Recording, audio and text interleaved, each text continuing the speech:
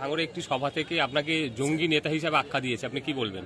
দেখুন, শওকত মোল্লা সাহেব আমার সম্পর্কে ইতিপূর্বে অবাঞ্ছিত মন্তব্য করেছে, তার জবাব কিন্তু আমি কোর্টের মাধ্যমে নিচ্ছি।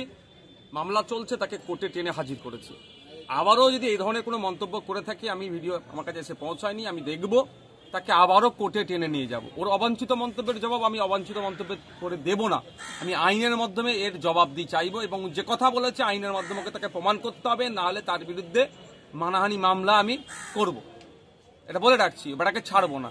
আর যদি আমি অনৈতিক দেশবিরোধী কার্যকলাপের সাথে যুক্ত থাকি, আমাকে স্পিকার স্যার এখনো কেন অ্যাসেম্বলিতে অ্যাক্সেস দিচ্ছে, কেন আমাকে রেস্ট্রিকেট সেখানে করছে না, সেখান থেকে কেন আমাকে বহিষ্কার করছে না? তাহলে কি স্পিকার স্যারের কাজের উপরে সে আগুন তুলে দিচ্ছে শওকত সাহেব? না রাজ্যের মুখ্যমন্ত্রী তথা স্বরাষ্ট্রমন্ত্রী, পুলিশ মন্ত্রী কেন আমার বিরুদ্ধে ব্যবস্থা গ্রহণ করছে না?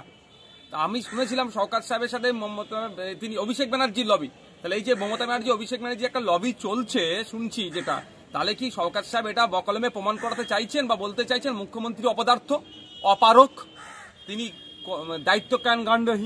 দায়িত্বহীন তিনি, যে নওশাদ সিদ্দিকী অবৈধ কাজের সাথে যুক্ত থাকার পরে তাকে কেন অ্যারেস্ট করছে না? এটা কি শওকত সাহেব বলতে চাইছেন? মাননীয়াও এটা দেখুক, আর আমি আমার মতো আইনি লড়াই করব, শওকত সাহেবকে আইনের মাধ্যমে বুঝে নেব। এর লড়াই এই যে লাফালাফি করছে, অবাঞ্ছিত মন্তব্যের জবাব বন্ধ করব আমি আইনের মাধ্যমে।